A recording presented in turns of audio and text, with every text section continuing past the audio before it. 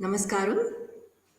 I'm Shilpa Santosh. Welcome to the informative series related to Indian classical dance forms.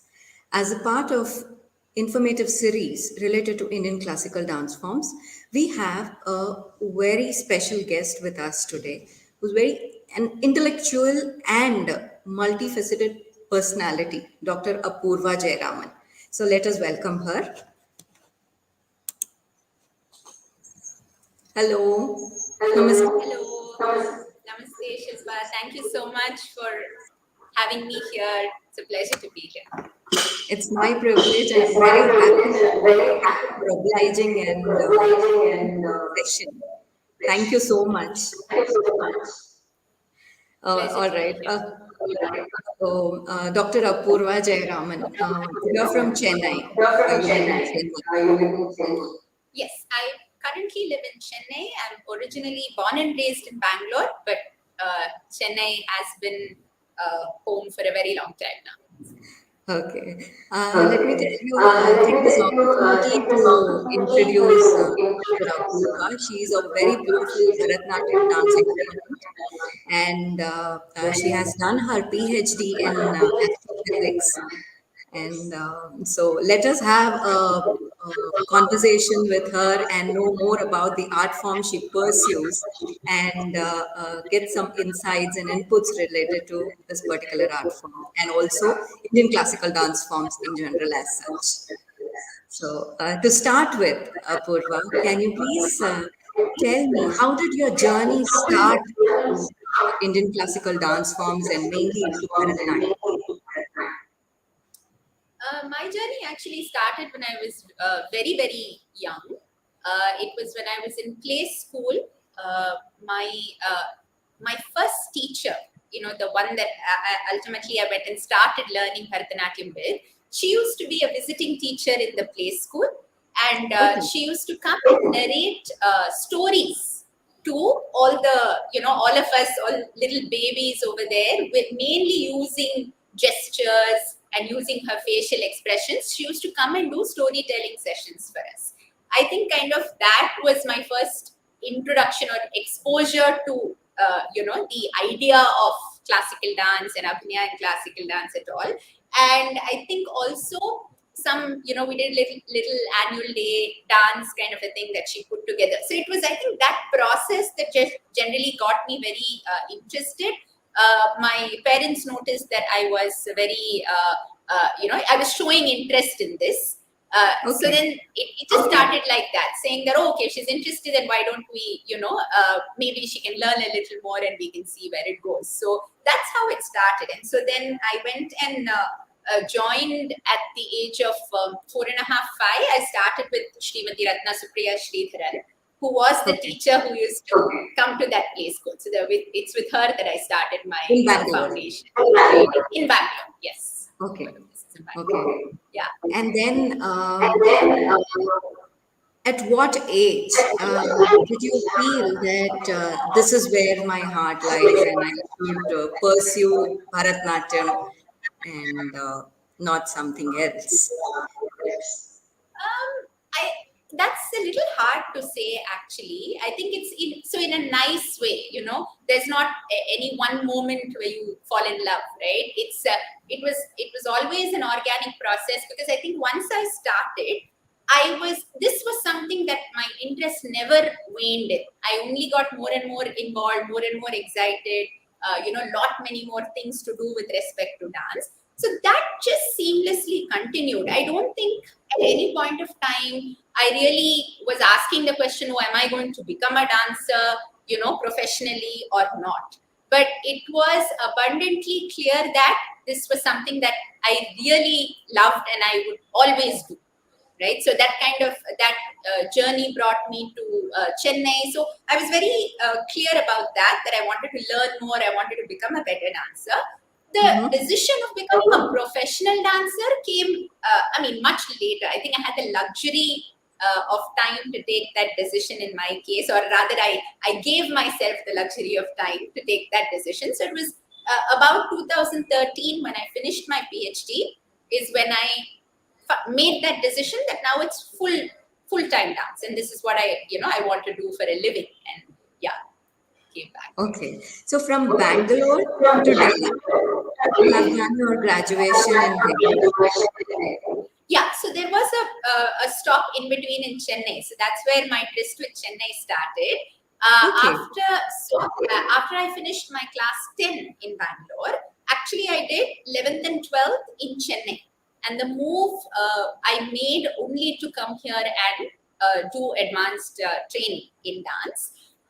So I came here to learn from Srimati Kalanithi Narayanan, who's like the legendary exponent of Abhinaya.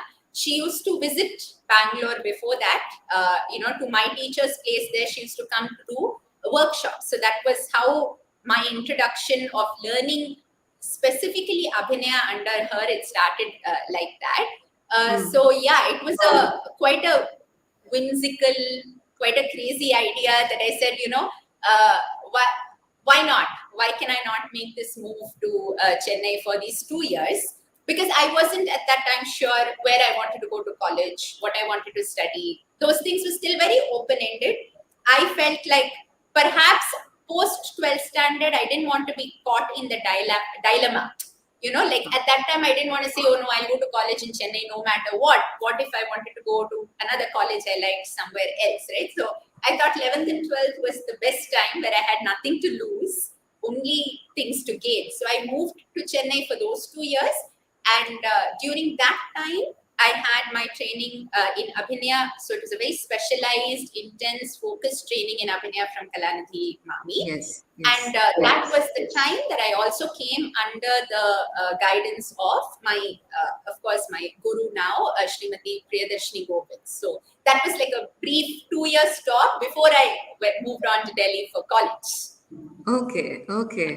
Yes, I have seen Kalanidhi Mami's videos also, especially the Naika's, Ashtavida Naikas, and very beautiful and so detailed expressions. I think you're really lucky that you got that opportunity to learn from them. And so, how was your journey when you moved to Delhi? And then you have been to Oxford University as well as Cambridge University from Delhi after that. So, through these years, how were you trying to balance dance along with the studies? Because the schedule there would be very hectic. So, how did you manage both, or were you trying to take along, or how was it? Yeah, it was all those years. I think were a very interesting kind of discovery for me. I think to really understand what my relationship with dance is going to be, right? Because till that time, till class 12, and from the time, of course, I could remember from the time that I was 5 years old, I don't think I have ever bunked a dance class at all. Even if I bunked school, dance class would not be bunked. So it was the habit till then was almost every single day, 2-3 hours, 4 hours of dancing. If it was summer vacation, it would be the whole day of dancing with, of course, with my teacher all the time present, right? And programs and all of these things. So when I went to Delhi, it was the first time that suddenly there was no regular dance class to go to, like for every day for me to turn up in a class Yes. and practice. Okay. So I think that was very informative in terms of it really, it was a slow discovery, right? Like you said, there is a schedule in college that consumes you. There is also a life around college. No, you're in hostel, you want to do other fun things, but does it pull you back? I think I didn't. One thing I did was nothing was rigid because everything was ultimately in my hands. If I wanted to practice, I did practice. Otherwise, nobody was, standing with a gun to my head saying practice every day. But what was interesting is I saw that I was being drawn back to it. So it was not that now that I didn't have a class to go to, I forgot about it and I just did, my fun things or got consumed in studying.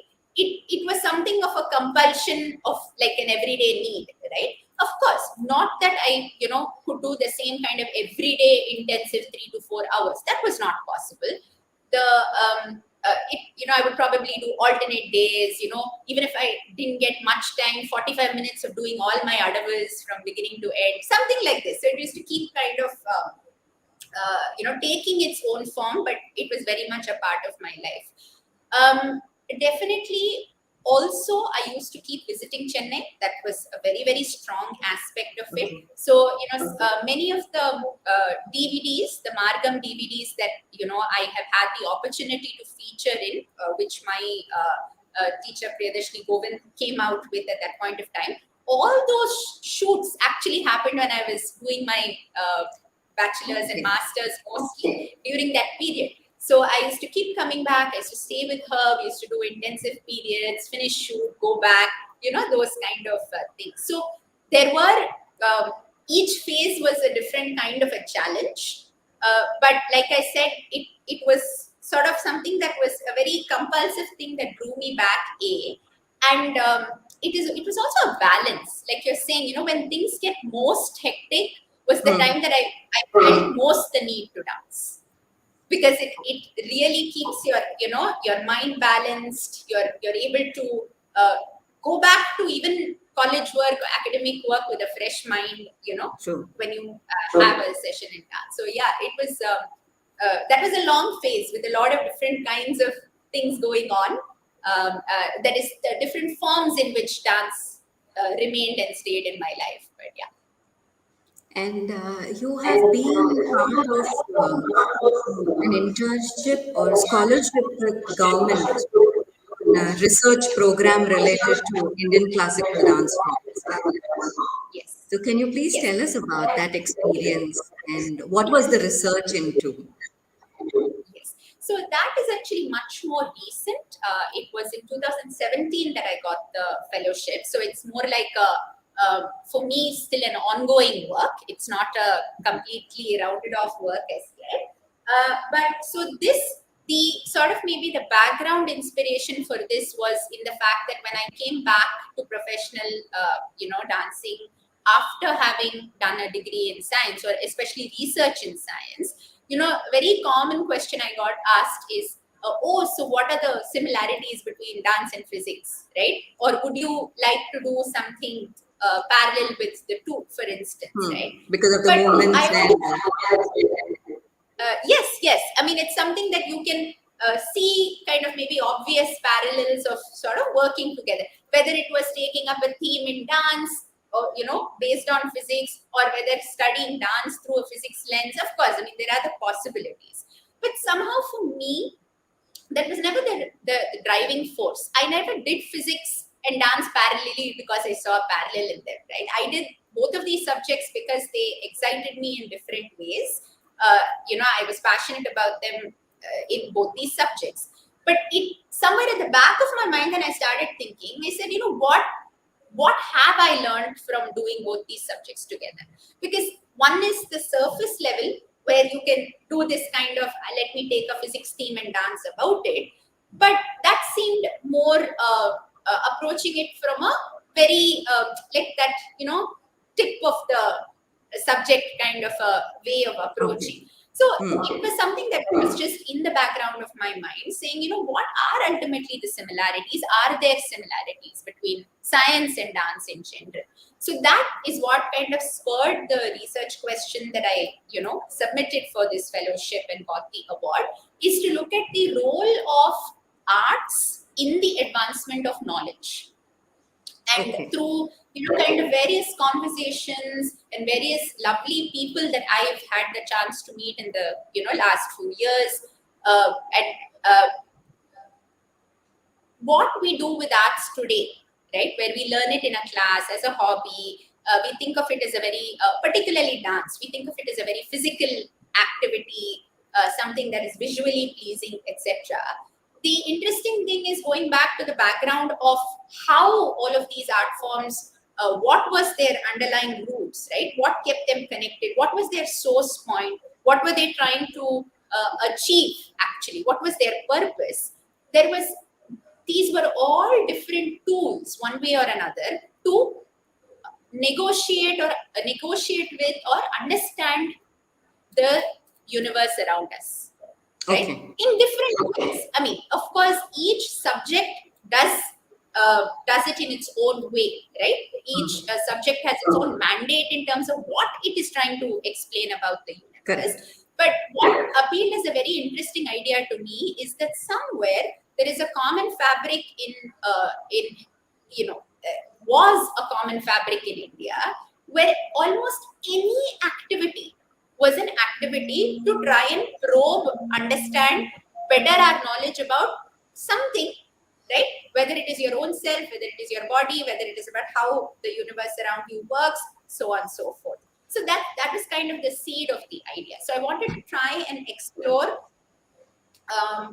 similarities from a very what do you say, from the source point of it, right?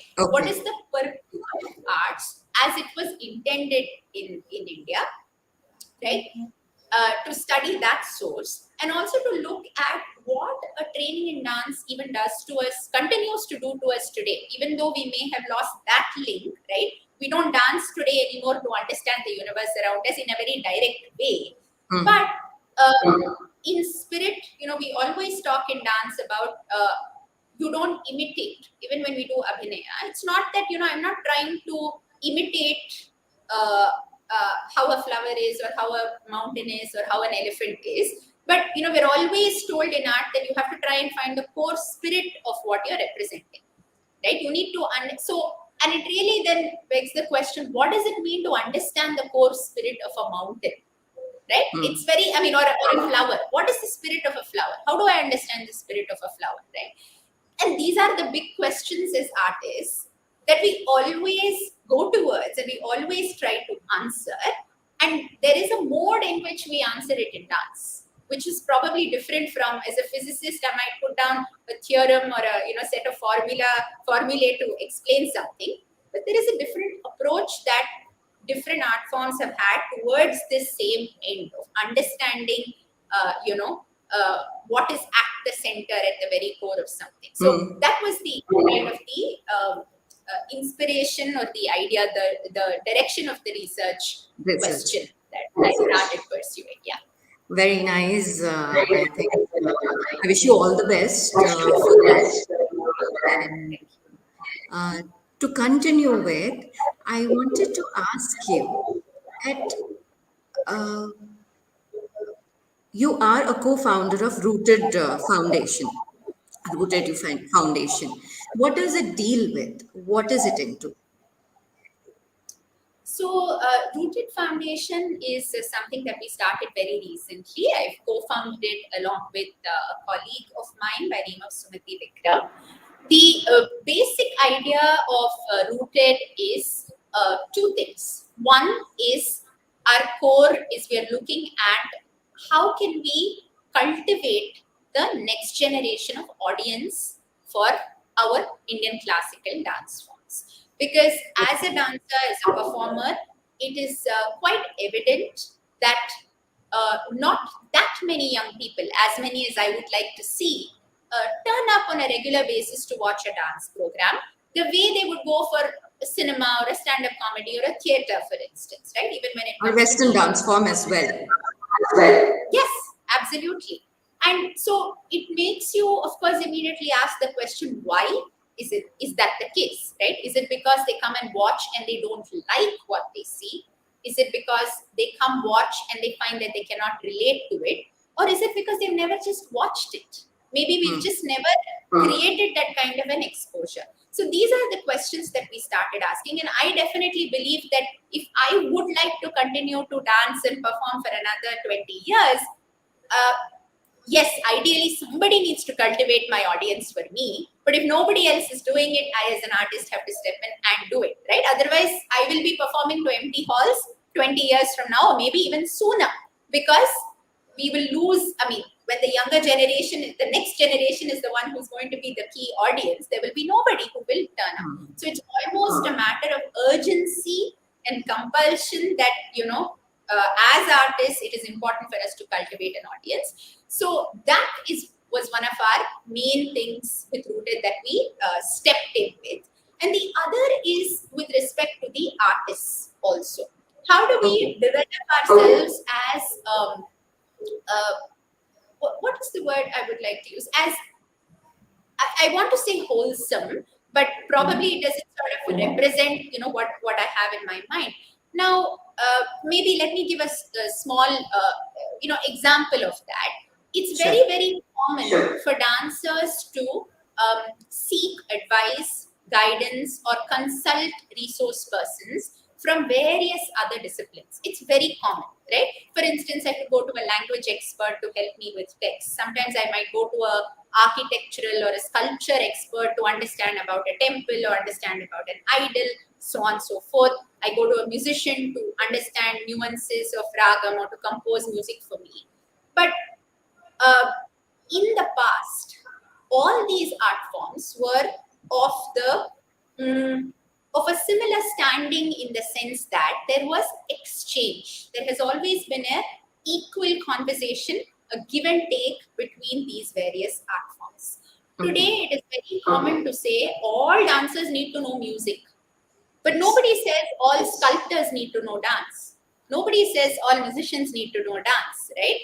And why not? I mean, at the face of it, it almost like even dancers accept that and say, yeah, dancers, we have to know everything else. But what about everybody else knowing about dance, right? Does that mean that dance does not contribute to or does not intrinsically live in music, live in sculpture, live in architecture? Of course it does. But somewhere along the way, we have lost the threads to that. So the idea was, can I educate myself in a way that will resurrect that position for me within the community, right? Where I can hold my own and I am not just consulting other people for their expertise, but I also have expertise beyond the boundaries of dance that we have today made it into, right? Connecting. That dance, yeah, to expertise beyond that to offer, which is really reclaiming, I think, a position that we already had. It is not something new, but it's just a journey in that direction, because I think for both Sumati and myself, both these aspects, the audience and the artist, it started from our own journeys, right? It was not about, oh, what's happening in the world, but it's just asking myself, what do I know? How much do I know? Is it enough? Is this much, is the fact that I have, I dance, I practice every day 5 hours, or I do this extra reading, or I do XYZ things, is that sufficient? Should I be happy and content with that, or is there so much more that I can go for? So both More of to it, explore. exactly, it came from our own personal searches. And same thing, I think in both the areas we found that we kept looking outside for resources, or sometimes we used to have these long conversations where you said, oh, why isn't anybody doing something? We really need, people to do this, that, and the other. And I think those conversations one day molded into like, let's do it. Why should we, we can't keep waiting for someone else to do it. Let's Let us get in. start. Yes. Exactly. So it's just that Very was nice initiative. a long journey. Thank you. So, in this rooted foundation, as you have said, one of the aims is to, I should say, inspire the young generation or bring towards this classical art form. Have you tried to prepare any kind of special academic pattern for this, structure of teaching methodology that will make the learning more interesting for the kids or whichever age group that you're targeting at? So, Yeah. have you So I think designed any curriculum for it? so that within Rooted itself, that is not something that is within our mandate, in the sense that we are trying to see whether we can, if there is a young child who dances, who goes to dance class, can we get the classmates of that young child to get interested in this dance that this kid is doing. So we are looking at a development of the audience, of just exciting a young person's mind towards watching dance to start with. Okay. And within Rooted, we don't have the sort of expertise or that is not the direction we have taken in terms of going into teaching. And to be very honest, also, I think there is no dearth for good teaching around us. And there is no dearth for the amount of young talent that is coming up and the amount of hard work that young people are putting in. I see this, day in, day out, right? There are so many young people who are willing to put in the hours it takes, willing to give that commitment and dedication. And there are so many teachers who are offering their time towards that too. So the lacuna that we found is in the fact that these poor kids, when they go to their schools, they cannot have a conversation about Bharatanatyam. I have faced this. I mean, I studied in an Anglo-Indian school. I didn't have any friend actually with whom I used to have a conversation about even simply, today I went to dance class and this happened and I learned this, because it was just a complete alien subject. So, somehow I never thought of it as an odd thing back then, but now when I think of it as, that's really strange that it's kind of two very disconnected worlds, right? Dance class was its own thing, and then there's everything else in the world. So we're trying to see if we can break those walls. So like kids can, if they can sit and talk about cinema, right? Oh, yesterday I went and watched this new movie which has released. Then what is wrong in talking about, yesterday I saw my friend's dance program and I really liked this, or this was so much fun, so on and so forth. So that's kind of the space that we are in with respect to Rooted. But I think definitely the question you've asked is relevant more to me as a teacher, like just personally as in my own teaching space. And I think for me it is more about less about a pedagogy or a system. I think we have very, very strong systems in place in dance. There is nothing that any of us can claim to create afresh at all. It's all there. We are only making permutations and combinations of a very, very strong system that has been handed down to us. But what I personally try to do, which I very much believe will kind of enhance the experience of learning dance, is being curious, having the freedom to question constantly. Question, the tough questions have to be asked and the tough questions have to be answered. And if there are no answers, or if I don't know the answer, we should go towards it. But just you cannot accept dance as a mandate, a diktat. This is how we do Namaskaram, like this. Full stop. Aramati is important. Full stop. Why is it important? What does this Namaskaram mean? We are usually given a one-liner, right? It is for God, Guru, and audience. But why did it develop like that, right? What is it? Why do we do this movement like this, for instance? Now, there are so many questions like this one can ask. Yes. Some of which, like I said, to which we may know answers, some of which we may be able to go towards, others we may not. But the questions have to be asked so that the choices that we make about dance in the future as performers becomes informed, and you really then hold your own place in the world of dance, right? You also then begin to, in a way, I mean, I'm cycling back to what I said earlier, right? You are also instilling pride for that form that you're practicing. I think for a young child today, if they think of it as physical work, or if they think of it as something that is very like a glamorous world that they're going into, they themselves will not hold for it the level of respect, right? And a sense of pride that, oh my God, I do dance and this is of great value, will not be there. If you are going to look at it as merely a world of glamour, it is not going to happen.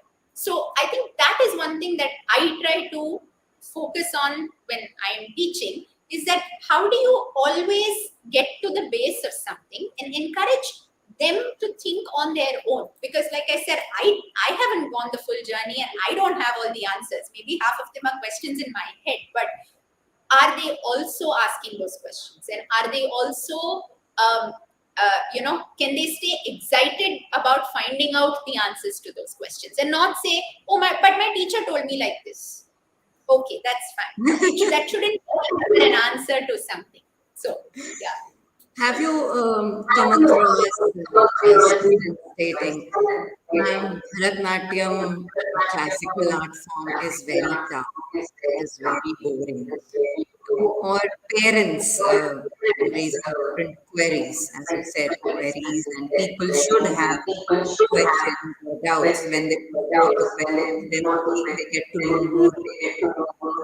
So, have you had any kind of experiences where someone comes and tells that this is tiring, boring, or people make fun of me for pursuing this? How have you uh, nurtured the child? How, how did you explain the child the importance of Yeah. So definitely tiring. My friends don't understand. You know, those kind of things are very common. Thankfully, not boring so far. At least I think the students who come at some level, they do find it interesting, right? Which is why interesting? they don't, which is why they turn up there. So thankfully, not, oh, I'm bored so far. But definitely, coming with preconceived notions of what dance is or what they will learn, right? And that's very Yes. common. I find that because they're exposed to something by watching it on a screen or watching it on a stage, and so they come thinking, oh, this is so beautiful, but it's also so easy, it must be easy. So it's a huge shock when you know the level of hard work that sort of physically goes into it. Also kind of preferences saying, I think I'm better in Abhinaya. I would like to learn Abhinaya. Not, Nritta, it's okay, but Abhinaya is more interesting. That's obviously because they think it's easy. Abhinaya is easy, right? Because you're not sweating in, in your body. But I think definitely all of these things is first is the process needs to be take precedence, right? A dance class cannot work in that sense by the women fancy of a student or the teacher for that matter. There are certain things, if you want to learn Bharatanatyam, so that's something that I say. If you want to learn Bharatanatyam, I can teach you Bharatanatyam, right? But it's not like a shop that you come into and say, I want that part of it. I want only the shirt, not the skirt. I want only the scarf, not the shoes. I'm not here to sell products, right? I am here to teach an art form, and it's like a language. Can you tell me that I will only learn these 10 words in English, but I will not learn the other words because I only like the 10 words? It is just simply makes no sense. So if you're here to learn, you have to give it a fair chance. That's the first thing, right? The syllabus in school is never set by you. It is set by somebody else that you don't know. So there is an implicit syllabus here, and you have to give that a fair attempt and a chance before you even start making choices and preferences. And that is something because I have learned in my own hard way. The longer you do it for, you realize that choices actually become harder and tougher as you go on. The younger you are, it seems very simple for you to pick and say, I like Varnam, I like Jatishwaram, but it's very complex as the more you know about it, then those kind of choices, you understand the layers of complexity in it. So definitely asking these kids to give it a full and fair chance, which requires time, first thing. You cannot know everything you have to know in Bharatanatyam in 1 year, 2 years, 3 years, 5 years. Give it the time that it requires. School we go to for 12 years. So give that minimum time for dance before you make a call on it. Practice. Very, very important for you to really, it can't be something that you go from class to class per se, right? In terms of, so I finished my hard work in class today and I'll come back next week for the next class. Again, it doesn't really add up to, what you want to do. So there are a few of those things where, for me, process is very important and that needs to be followed.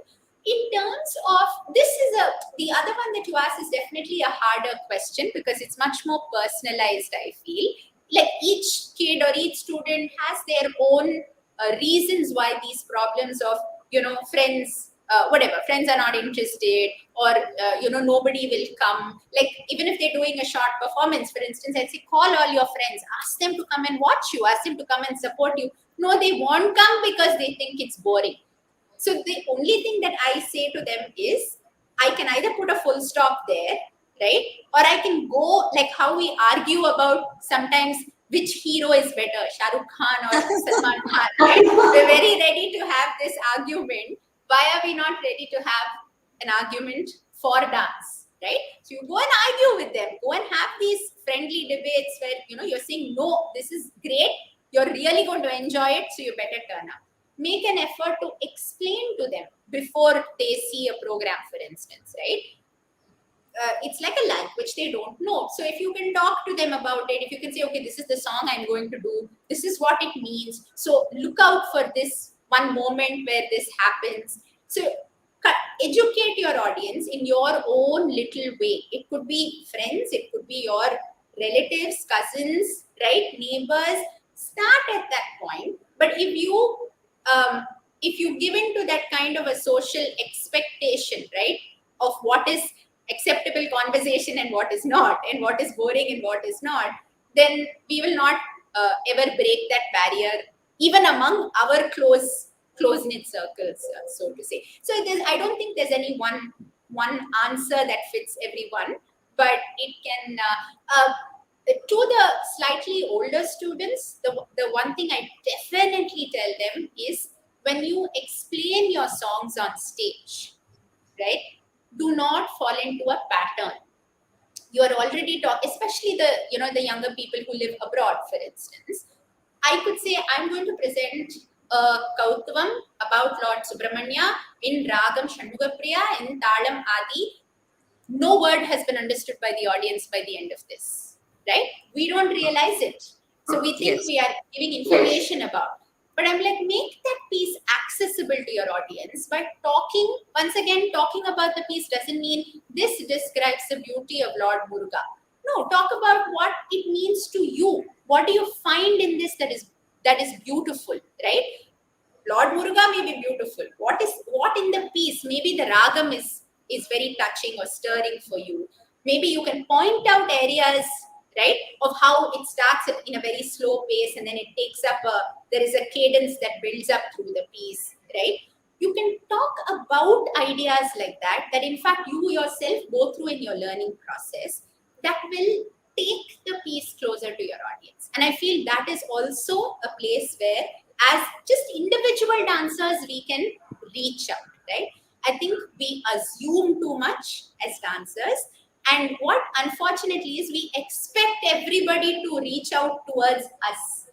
Why should that be the case? No, like when I go to watch a cricket match, I don't do homework and go to watch a cricket match. I mean, I go there because it's fun, maybe, and then once I get hooked, I will learn more and more about it. You can't now expect the audience will go and find out everything that there is about Bharatanatyam and come to your show. You have to hook them. And to hook them, you have to give them a thread. There is nothing wrong in doing that. There is nothing wrong in extending that step towards them and taking that effort to make it relevant to your specific audience. In terms of how can I explain this particular idea to them? Yeah. Nice. So, talking about Bharatanatyam, any other Indian classical art is very divine.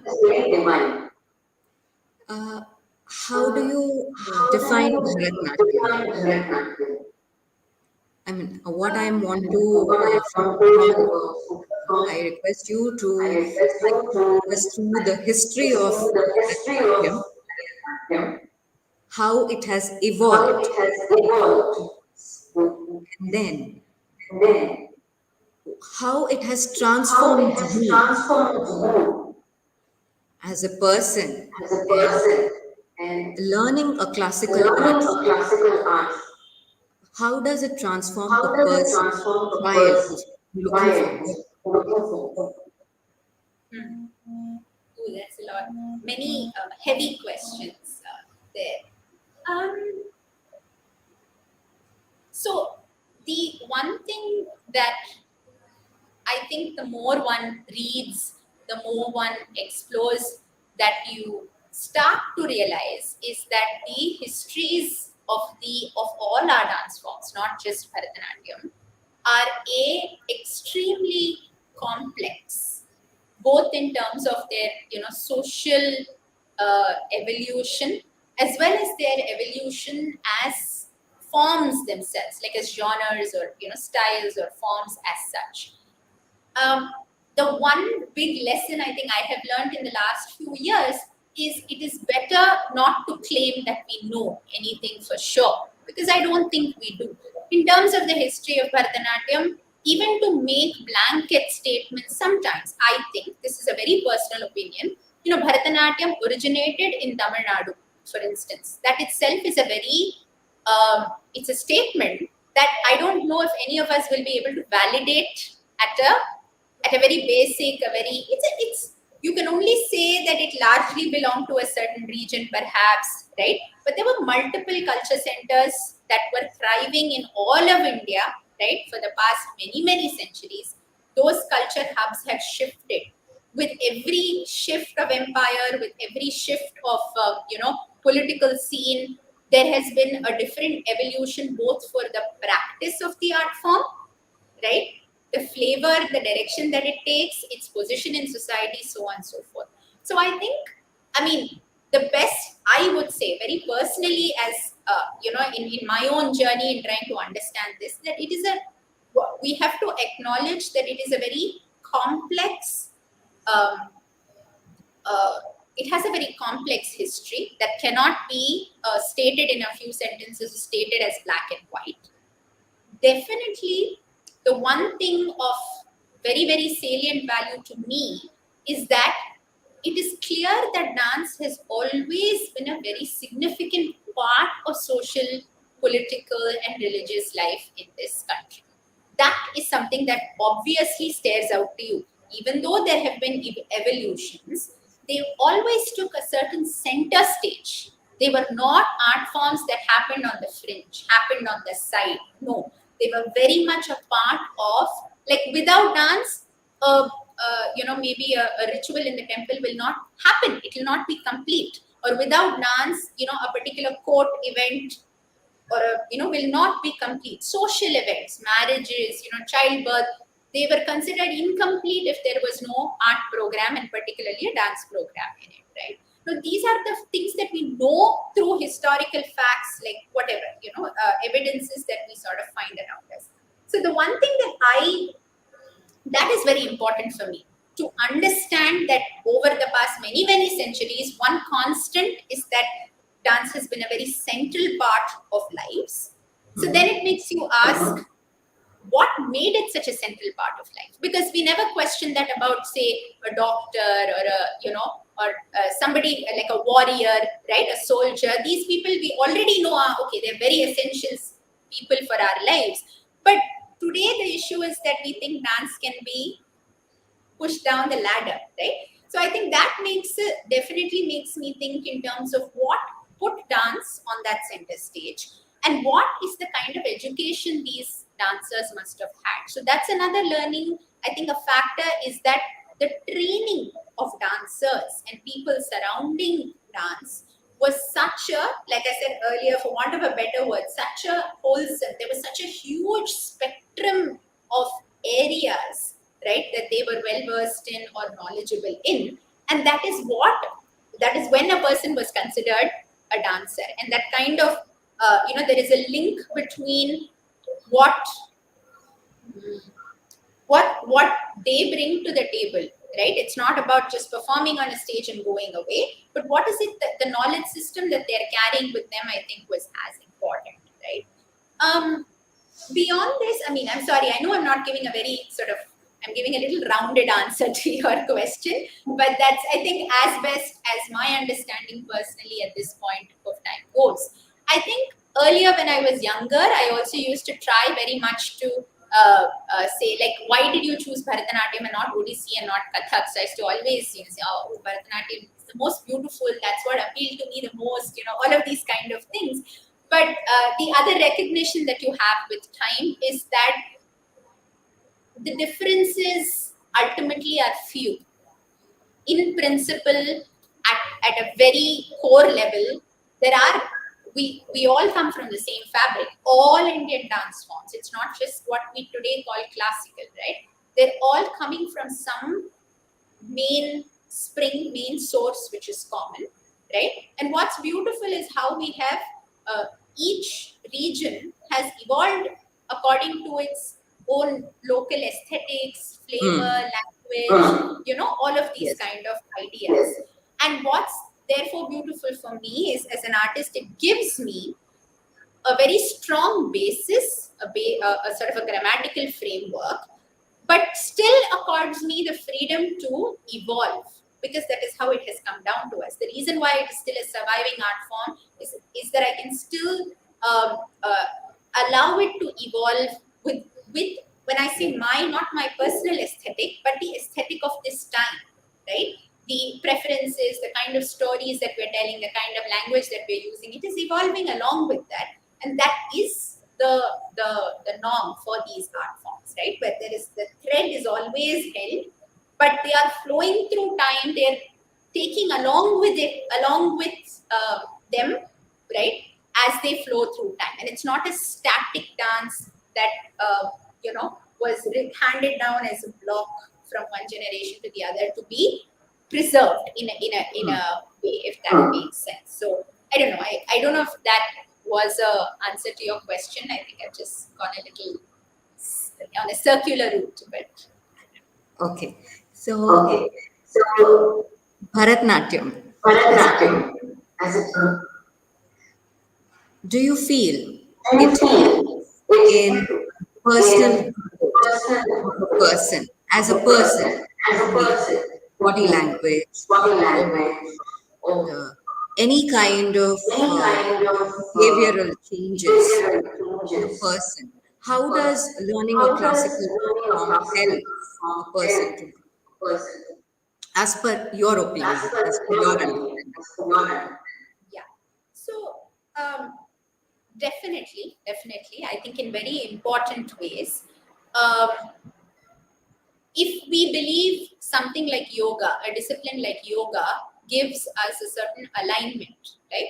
All of us know that yoga is not physical exercise, it's not just physical well being, but it's physical well being at a deeper layer in terms of alignment between body and mind. So, at a very basic level, if we want to look at it, that's what our classical dance forms are, right? It is constant from the first day of dance class that you enter.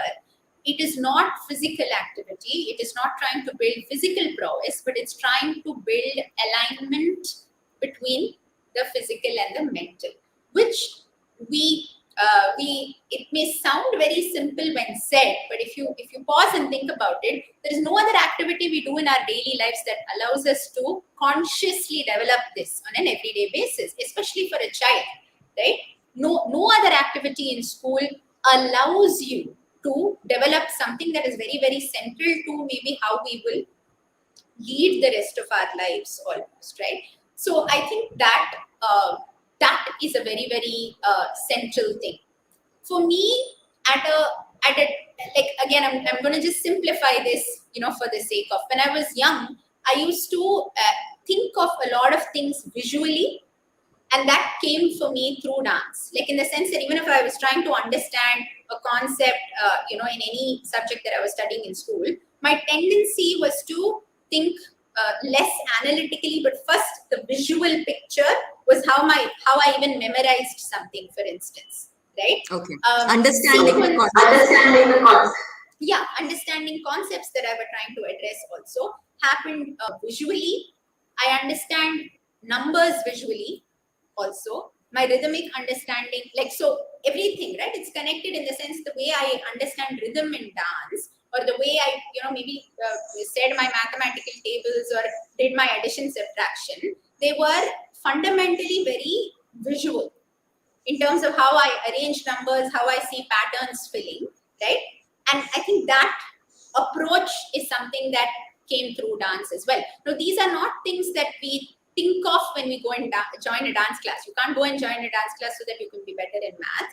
But I feel that it gives you a training. So the larger thing it is doing then is, it is training faculties of your brain, okay, that are not trained by the chiefly analytical intellectual education that we are now sort of always bombarded with, right, in the rest of our lives.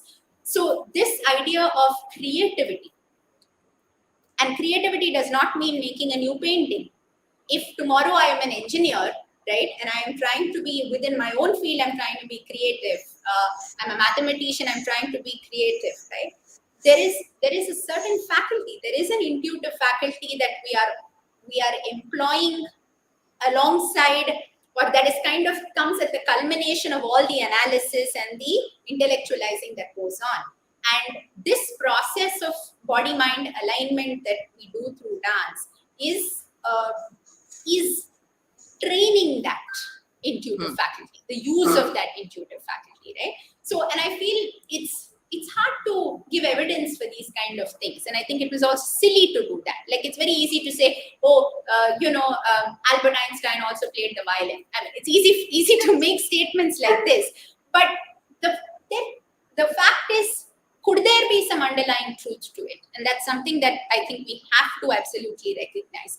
So I think it's the training that it gives us. On another level, personally, this, I don't know whether this may be a common thing for all dancers, and therefore I'm taking it more on myself. I feel, we keep using words like empathy, empathizing with somebody, trying to, things like that.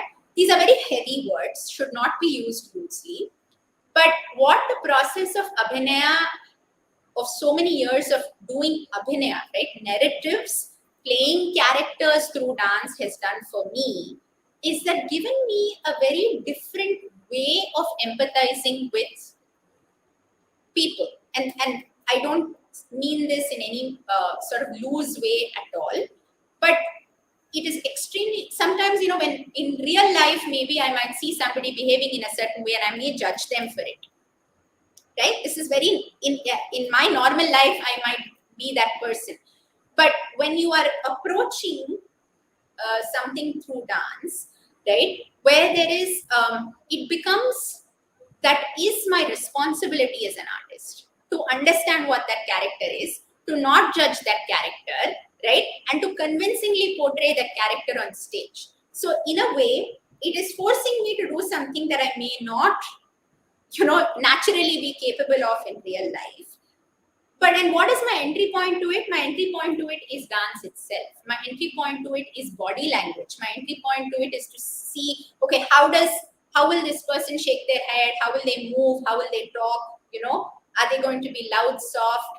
In thinking through basic ideas like this, I'm kind of piecing together for myself in my head the state of mind of another person. And when it comes together, when you finally have that person in control, I feel that moment is actually what we mean when we say empathy for another person, right? It is not saying, oh, poor thing, or oh, I understand what they're going through. That is not, it's not being, your heart goes out to them is not what empathy is, but understanding the frame of mind of that person and what causes them to act in a certain way, right? And I definitely feel a deep engagement with, particularly since you asked, our classical dance forms, right, which have this narrative element, which is such an important thing. I feel, but it's been that has been like a very, eye-opening thing for me personally in my journey. Okay. It's still up to us. I still feel it's up to me as a individual person to take this and connect it to my real life. That may or may not happen, which is why we find a lot of artists who are very different as, people, whatever, real life, in their own lives.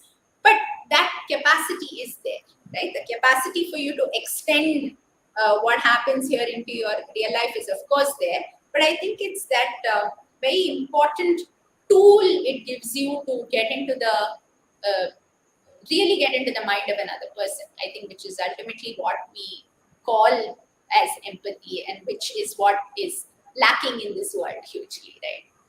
Yeah. Okay. So, Apoorva, I wanted to ask you, you have been teaching students, and you are into choreography. So, Have you tried Have you any tried any combinations of combinations, clubbing different art clubbing forms different with art forms, Bharatanatyam? Or how were you how were exploring you this art form exploring in this the art different form? roles?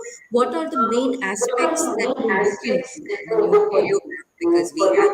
Because we have traditional pieces traditional coming from pieces coming from ancestors here in dance ancestors here forms in dance and the present and generation, present balancing generation, both. balancing both. How do you look at How do you look at choreographing a piece? choreographing a piece?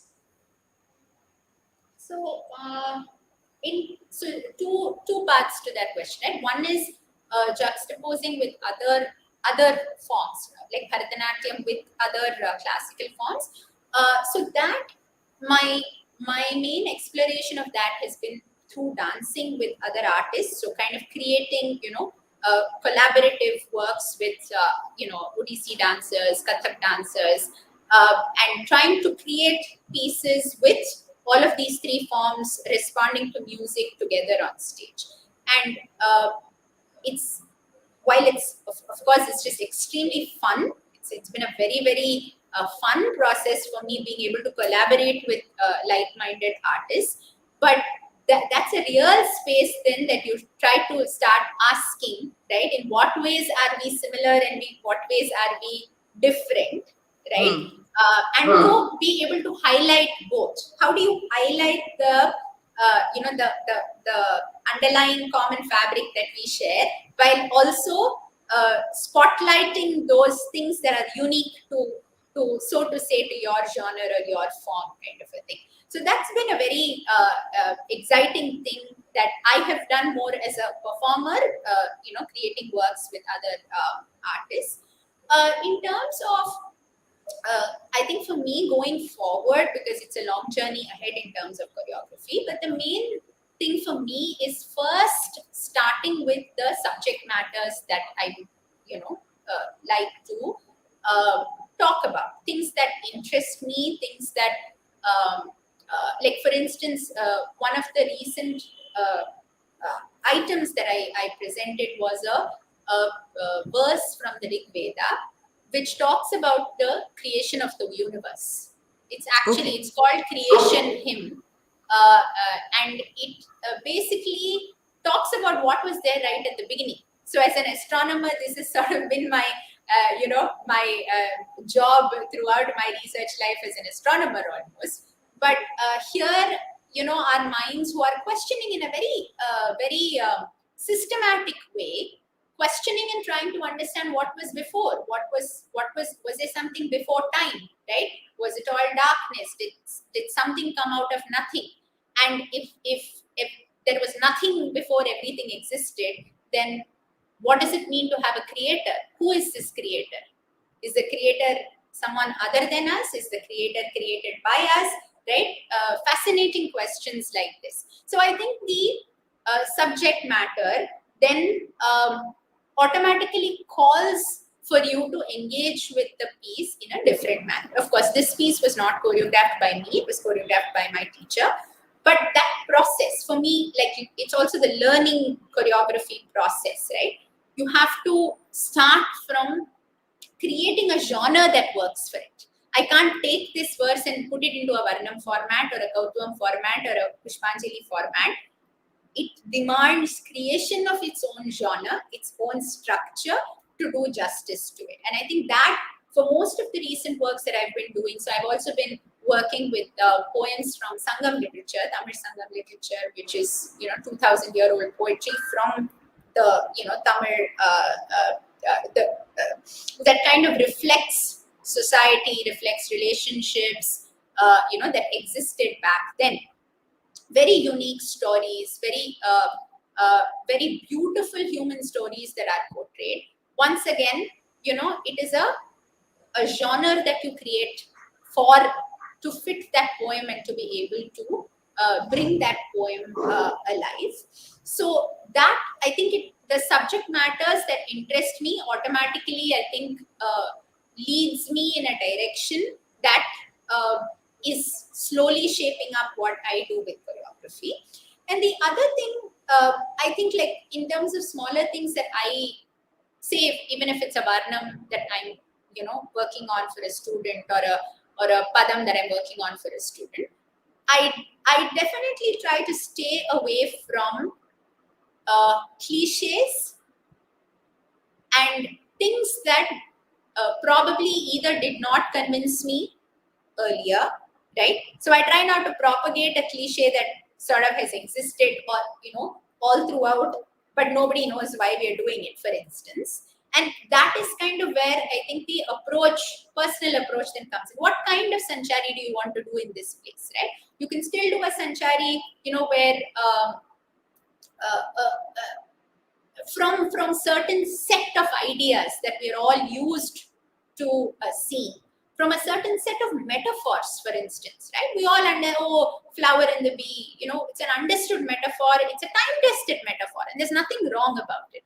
But trying to challenge myself to see if you can step into different territories. Can my imagination be expanded beyond the sort of the set that has been handed to me, and can that imagination extend both laterally, and by that I mean something that comes out of my experience and my time and the way I would look at something, and also what do you say, looking at it sort of into the past and future as well, right? It can be of my time, but there's nothing wrong in also expanding your imagination on the basis of what is available in global literature, arts, culture. Your inspiration can be many. So I think that's the main thing that I try to keep in mind when I'm working on something now, is not to do things because it's easy, and it's sort of sorry, easy is not the word I want to use, but how ready-made, let me put it that way. I shouldn't do something that I know is easy to do for me because it's ready-made, right? That metaphor of a flower and bee is so ready-made and waiting to be done. So then I try and challenge myself to see if I can move beyond that, for instance. So, yeah. So I So would like to I talk would about your like to recent talk book. about your recent book. I think I'm I think I'm not sure about the title. not It's sure Like about the Father, title. Like It's Son. my father. Yes. You have Yeah. presented this I recently. presented this recent. Yes. This is also This is related also to related a poem, to right? Or a book. book. Yeah, it is the Sangam anthology of literature that I just mentioned. So it is Tamil poetry from this. It's a time period about 2,000 years ago where there has been a large collection of poems that we have managed to sort of regain or rediscover from that period. So it's from that time. So this particular poem, which is very, very interesting to me, because we see a lot of Vatsalya pieces, right? We see a lot of pieces with mother son. Our reference point usually is immediately Yashoda Krishna from a Bharatanatyam context. But here was a Vatsalya piece. It is a mother and a son, but a mother telling her son how he should be when he grows up. And so she says, follow the example of your father in all his good qualities, right? Definitely be like him, be as brave as him, be as generous as him, be as smart as him, right? But that doesn't mean you need to follow everything to the last detail. And the underlying information there is this kind of an apathy that has set in their relationship, right? So she says, it don't break the hearts of women. Don't neglect their emotional existence around you the way your father does, right? So for me, it was also fantastic because we are talking now so much about how are we raising our boy children, for instance, right? What are we telling them about equality between genders, or respecting women and so on and so forth. That's exactly what this mother is doing, right? And it is a poem from 2000 years back, and so beautifully, very subtly said. It's said in very few words, and it's left at that. There's no kind of you don't over emphasize that point at all.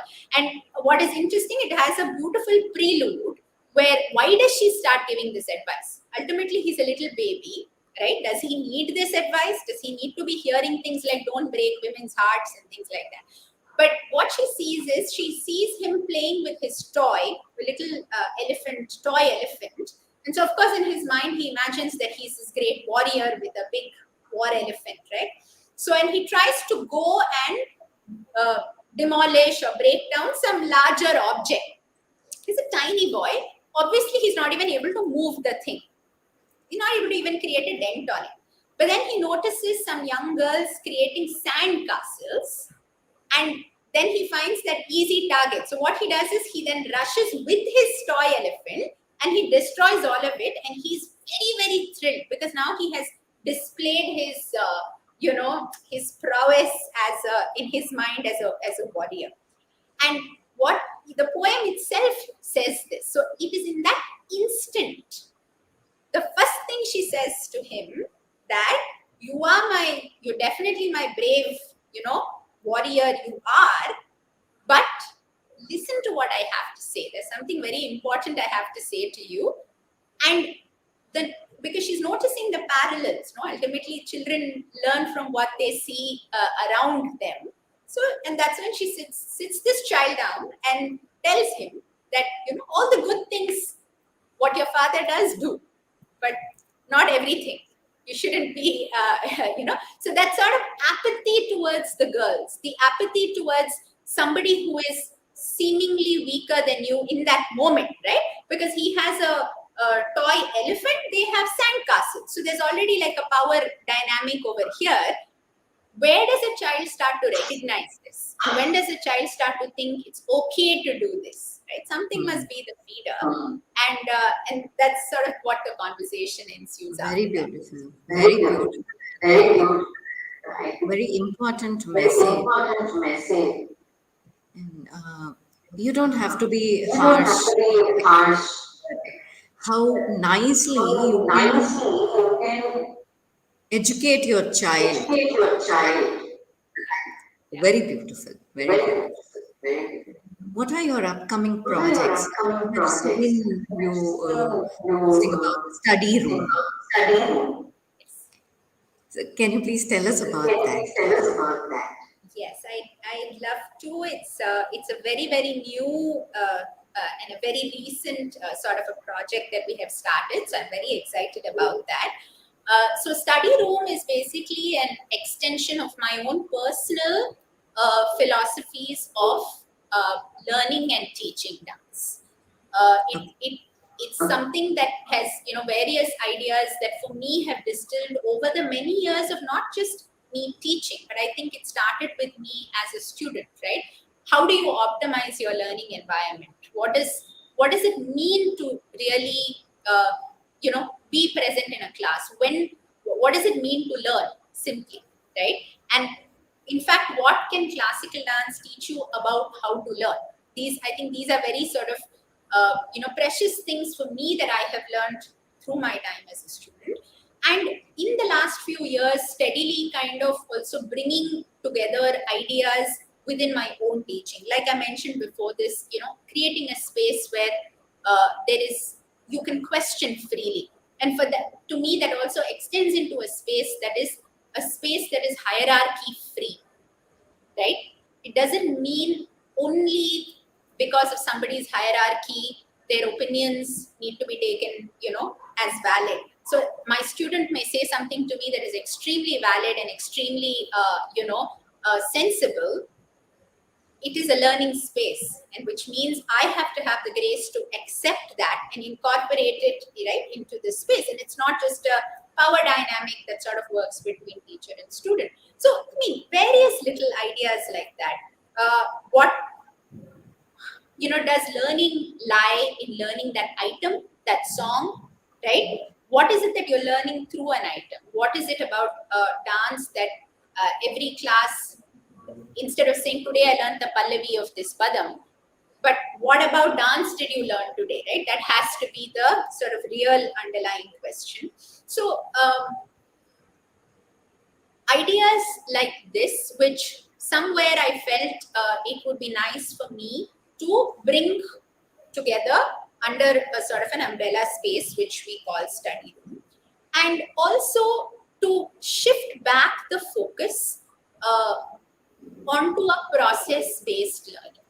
I feel today, like even when I'm invited to, for instance, teach workshops, the kind of questions we discuss tend to be, which item will you teach? How many days for this item? Right? So it's will the music be provided? These are very common questions a lot of students today, parents today ask before joining a workshop. But a workshop is supposed to be a place of advancing your skill, right? And you cannot put a tag to that. Like I can't say I'll teach you to do your aramandi. I can't say it in that way, but that is a more valuable learning than, or creating a certain, maybe correcting a certain body alignment is such a more valuable learning than learning a song, learning a varnamu, learning a kaptuma. So the idea was also, can I look at short-term modules, okay, that will give people a taste of what it means to learn Bharatanatyam immersively. Because one thing that I have recognized is, for me, this happened just organically, that I was able to give time to dance all my life. When I look back and see, it was not, I mean, it happened in an organic way, just as an extension of my, interests and my environment. But many people are unable to do this for many reasons. Each person has their own circumstances, but time and saying that, oh, I will dedicate my life to this is not always a possibility. But if you don't go to that extreme, does it mean you cannot learn Bharatanatyam in the right way, with the right process, right? And really learn it in an immersive way. So that's another thing for me. For me, even if you spend 1 hour, count it by the quality of that hour spent, right? And not by time, right? Oh, I did 3 days workshop. Question is, what is the quality of every minute that you have spent in that workshop in terms What did you of learn? what did you learn? Exactly. And as a dancer, am I even capable of articulating what I have learned that is not connected to the product, right? The outcome. I learned this adabu, I learned this korve. Those are very product-based statements. So that was another thing to kind of see if I am able to offer in smaller modules an experience of what it is to learn Bharatanatyam in the traditional way that, of course, I have been very fortunate to always have the opportunity to do without thinking twice, right? Always to be in a one-to-one class, with my gurus who are generously ready to open their hearts out and give what they have given me. How is it that I can transfer that to a generation that maybe does not know such systems exist? I think that's also the main thing. When I travel for workshops, one of the things that I find that there are so many young, talented children, but they don't have something to aspire to. They haven't had a glimpse of this world and of learning and what it means, so what it demands of them. And I'm absolutely sure if they had that sense, they would definitely, at least some of them, if not all, would take to it and would willingly invest themselves in it. But are we offering it to people? That was so these are like the few of the questions that sort of led me to start study room, and that's what we're starting with. All of them are either one-to-one or small group engagements. They're all short term. By that I mean, it's not like, oh, we'll do 10 years and we'll do Yarangetram kind of a learning. But if we are learning a Varnam, we are not going to learn it in a 1-week workshop. We will give it close to a year, which is normally what would happen in a class, right? In a regular class of mine. And then, therefore, you can really go into every nook and corner of that piece and look at it in detail without only treating the Varnam as memorizing the choreography of it. And what I also hope to bring into this system is, like I said, a lot more of a discussion-based a non-hierarchical space-based learning, right? To see how that can influence what students are learning and how they are learning or how they're approaching dance. So is it open for So all is it age open groups, for all age groups? Yes. specific age group? Specific age group? No, at the moment it is not offered for all age groups. We just have, of course, depending upon the nature of the course. So, for instance, the one-to-one course, there is absolutely no restriction of what even what stage of your journey in dance you can apply.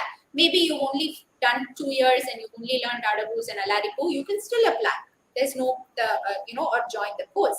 But of course, if you want to join the Varnam course, then there is a certain minimum number of years that I require of prior learning for obvious reasons, right? Because if you've not done the earlier Margam pieces, it just becomes too much of a leap, and it really doesn't translate as a learning for the student. So it's only based on what that particular course is offering that we have requirements, but age is no bar. I think it's just the number of years that you have had the opportunity to invest in dance prior to that.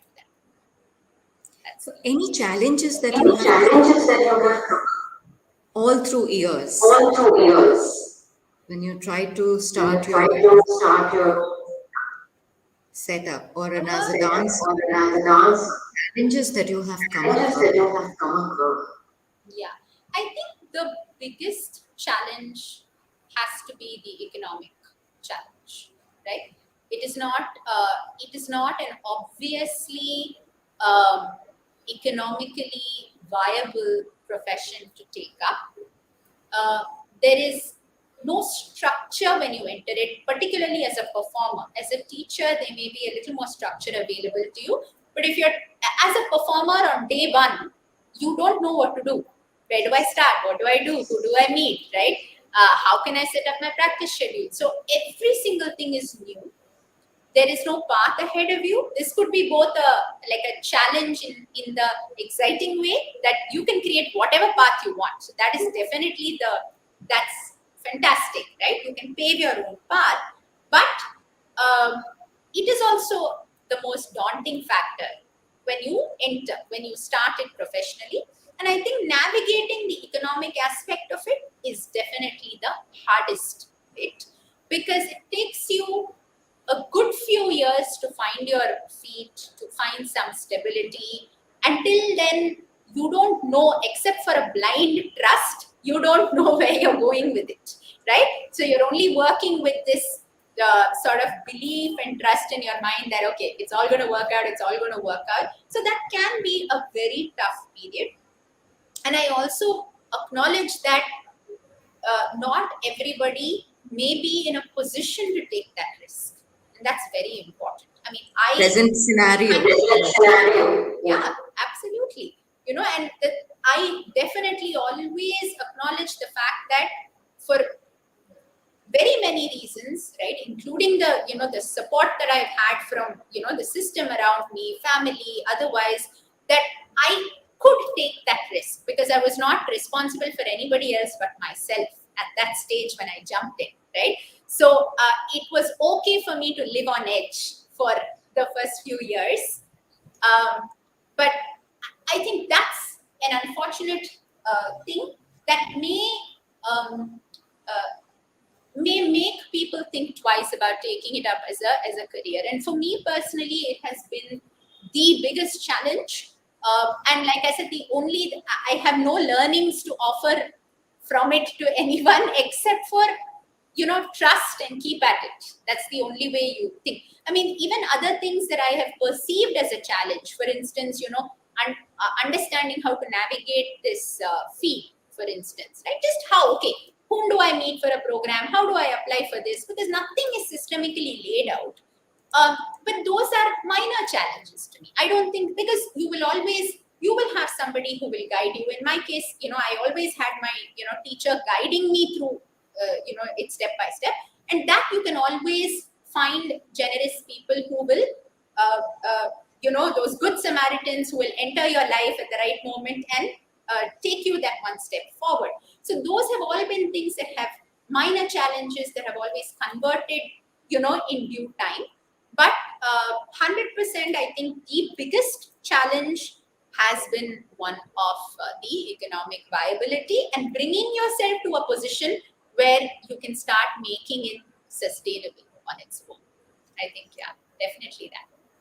Yes, it's a very Yes, it's important a very point that we important have point to look to into when we look start when we individually start individually set up. set up. Coming to your parents and Coming to your family, parents and family, after after finishing PhD, finishing PhD, you have decided you to have decided dance to completely. dance completely. So, what was So what their was reaction their or the reaction response or the response? towards it? That's it. So, for, I mean, we have, for me with my family, it's always been right from the time that,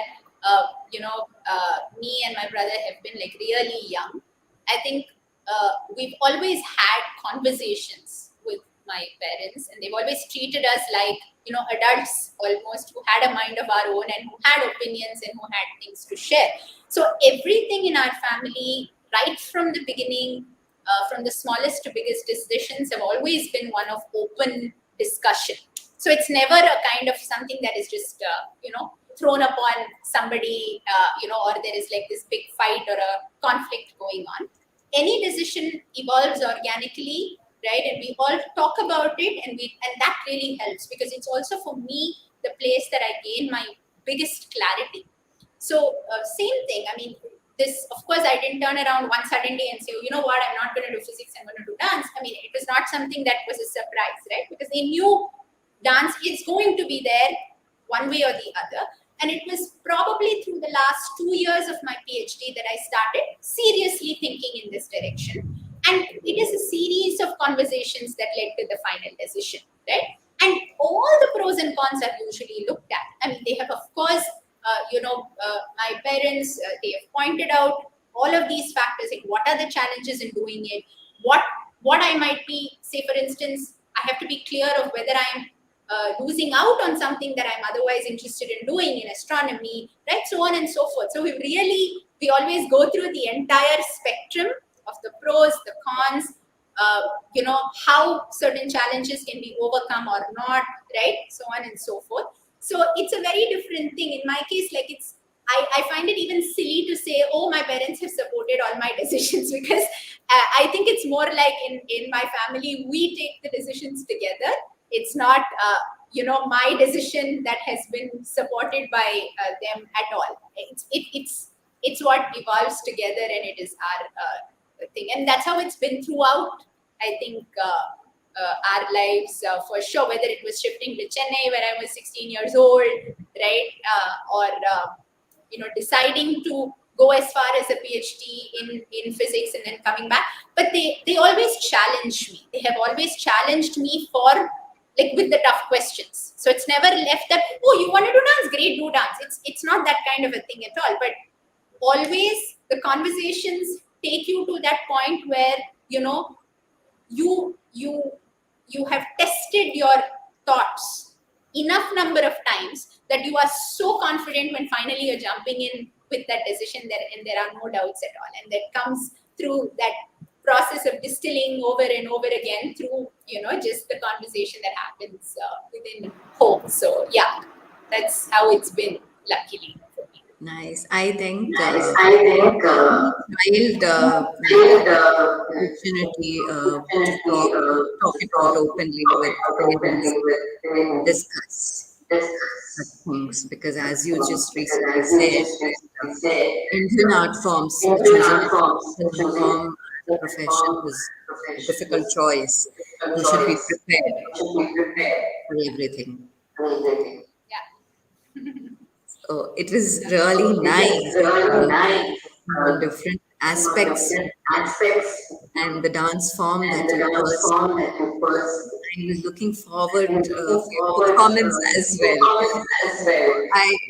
It would be It great would if you be can great if you can present something from your present journey or your favorite your piece that you favorite like piece the that most, you or like anything or of your anything choice. of your choice. Okay. And Is it okay? So I thought maybe I'll just do some, maybe not even the full piece. I can do a little bit of an Abhinaya piece, but I'll also No do it problem. seated No down problem. because No problem. I don't know if I move whether the camera will get it all. So I'll No probably problem. just do A it. small piece. A small piece. Yeah. So let me just play the music. Let me find it first. So while I just try to get the music started. So this is a piece that is from the Krishna Karnamritam. It Okay. is an anthology of verses about little Krishna that is written in Sanskrit. And this particular verse is very interesting. So Krishna enters the court of Kamsa. That's the scene.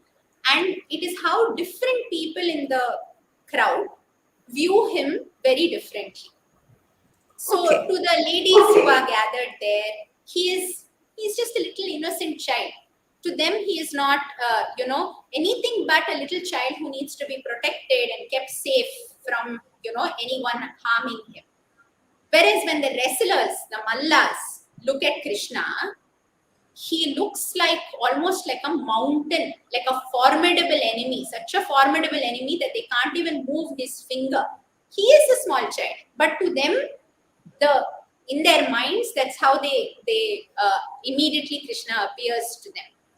To the young girls around, obviously he looks like Manmatha himself. He's a charming, young, handsome boy, right? Immediately their hearts are fluttering in response to him. Whereas when it comes to the Gopa boys, the young boys there, Krishna is a friend. He's like, oh, we all go herd our cows together, we all play together, right? So to him, he's nothing special in any way because he's just one of them. Whereas in all of this, whether it's the gods, whether it is the yogis, the munis, the rishis, they know what Krishna is, who Krishna really is, that he's not that child that you see in front of you, that he is the omnipresent. And to the one person there who is the most important in that sense, Kamsa sees Krishna as Yama himself, as the god of death himself. So it's just a very beautiful piece where Krishna is actually not in the picture. He's not doing anything. He just walks in. But everybody views him in their own personal, way and the way they. Okay. So let me first just play the music. If you can tell me if you can hear it, and then I will continue.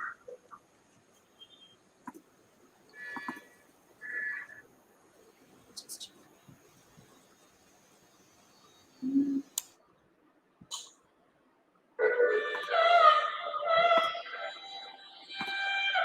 Can you hear the music?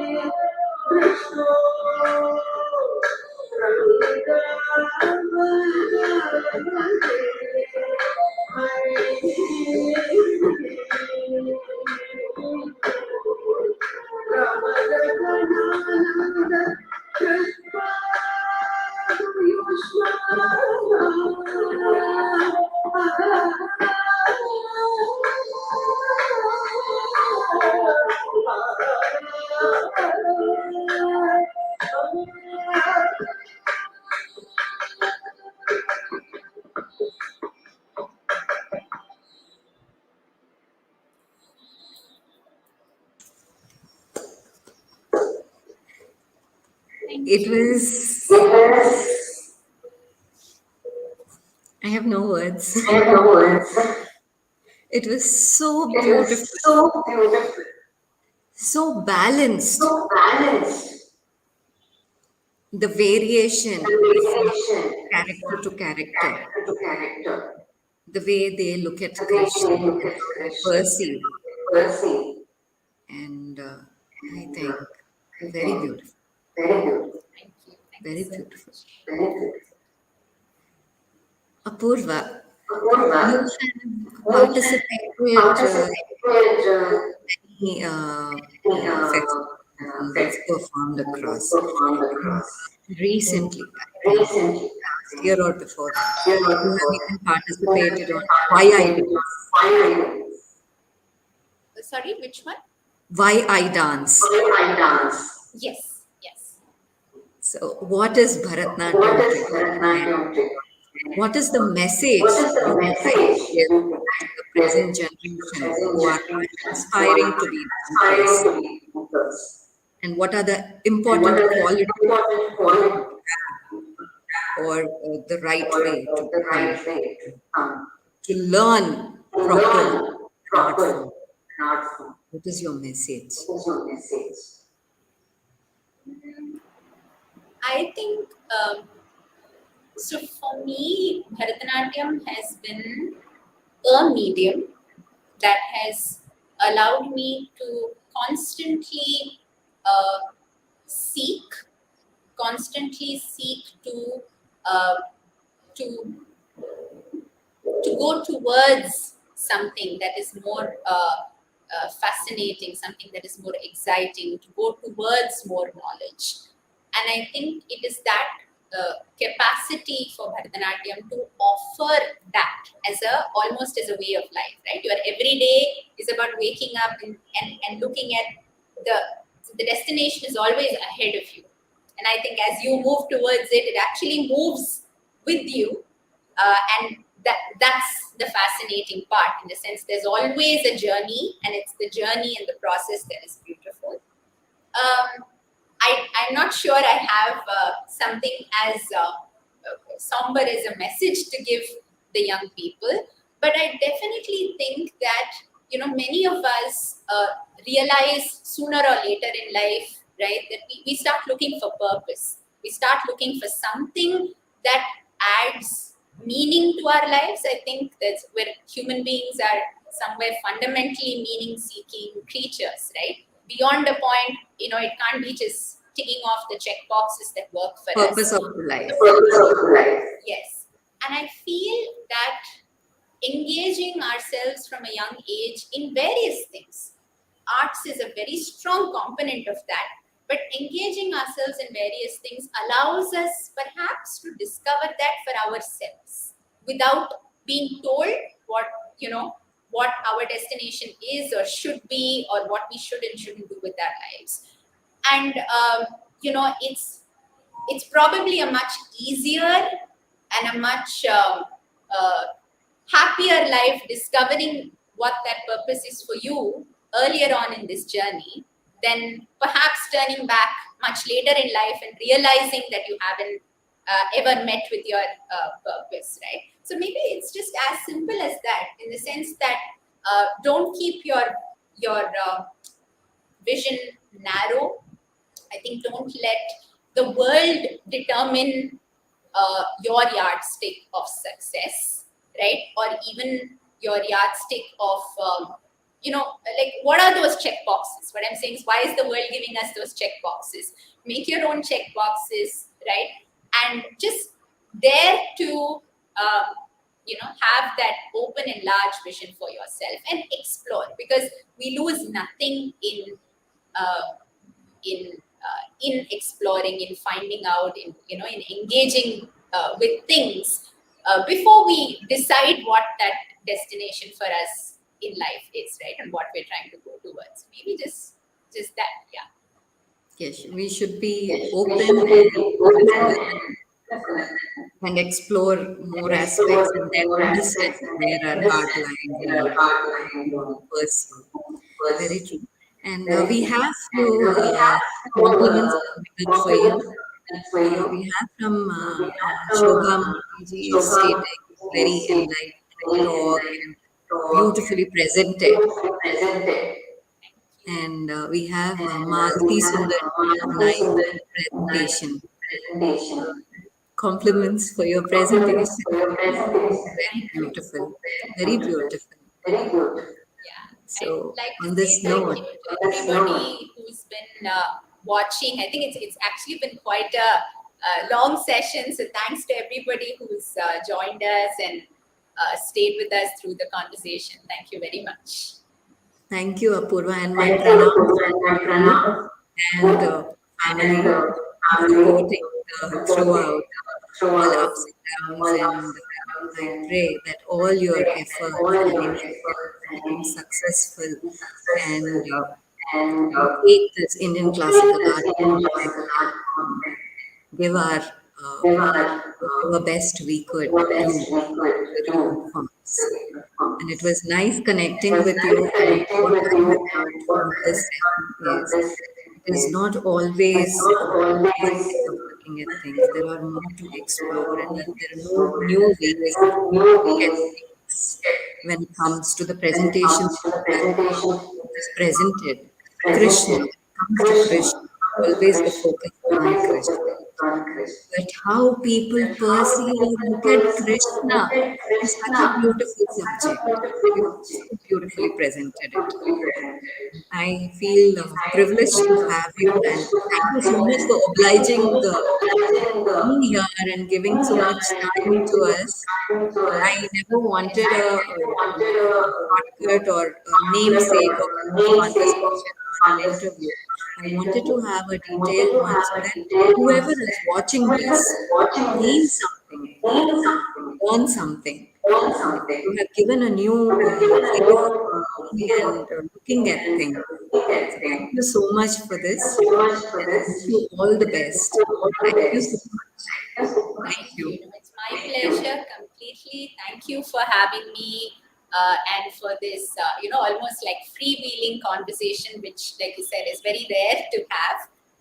Thank you so much. I really appreciate it. Thank you. Thank you. So Thank you. this was So it about this was it about series related to Indian series classical related to art. Indian We had Dr. and Apoorva Dr. Jayaraman today Apoorva with us, who pursues Bharatanatyam pursues and Bharatanatyam also a and PhD also a in PhD in astrophysics. So it was astrophysics. really So it was really very informative very talk and very informative beautiful talk and presentation from beautiful her. presentation. I take leave, and I I'll take see you leave, and again with I'll see you another again art form with with the art very form, interesting very and talented interesting and artist. talented artist. Till then, take Till care. then, Thank you so take much. care. Thank you Thank so you, much. Apoorva. Thank you Thank you, so much. Apurva. Thank you so